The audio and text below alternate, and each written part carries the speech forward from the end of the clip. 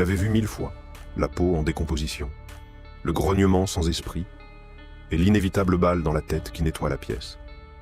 En 2026, le zombie est devenu la chair à canon ultime du cinéma.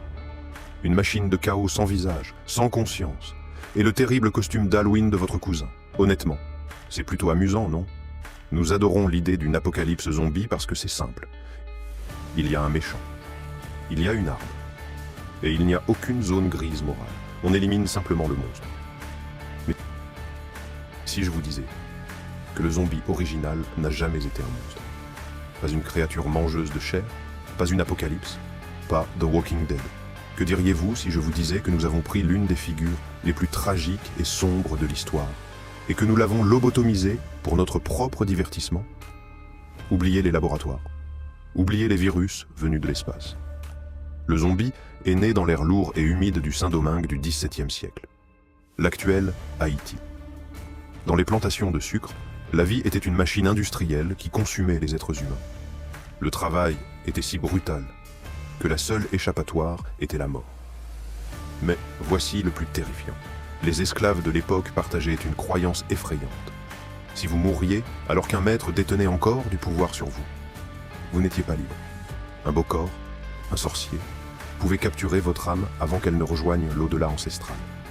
Il réanimait votre corps, non pas pour manger des cerveaux, mais pour travailler pour toujours. Ce n'était pas un film de monstre, c'était une tragédie. Je sais ce que vous pensez, ça doit être une blague ou un poisson d'avril. Mais il existe de véritables cas médicaux qui alimentent cette histoire. Voici Clervius Narcisse. En 1962, il fut déclaré cliniquement mort par des médecins. Enterré. Terminé. 18 ans plus tard, il est revenu à pied dans son village natal. Ce n'était pas un monstre, c'était un survivant. Selon l'anthropologue Wade Davis, les Bokors utilisaient un mélange de neurotoxines provenant du poisson globe pour provoquer un état proche de la mort, et du datura pour maintenir la victime dans un délire provoqué par la drogue pendant des années. Dans les récits haïtiens, le zombie finit souvent au travail, le plus souvent dans les champs, à cultiver la terre, à couper la canne, à exécuter des tâches répétitives sous les ordres. Un corps vivant, mais vidé de toute résistance. Et cette image porte un poids historique immense en Haïti, parce qu'elle reflète directement l'ancien système esclavagiste.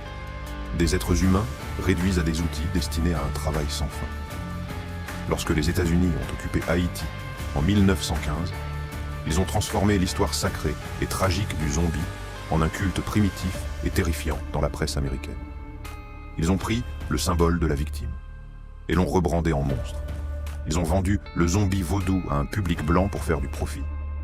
La première république noire de l'histoire, la nation qui a vaincu l'esclavage et brisé l'un des systèmes coloniaux les plus puissants de la planète, est devenue un pays de personnes sans volonté. La véritable histoire du zombie nous enseigne quelque chose de dérangeant. Le monstre n'est pas celui qui marche avec une peau grise. Le monstre, c'est celui qui tient la fiole.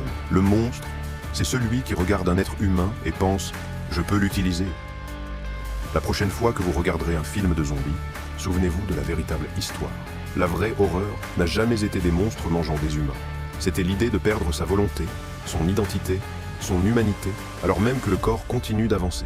Parce que la chose la plus effrayante au monde n'est pas le retour des morts à la vie.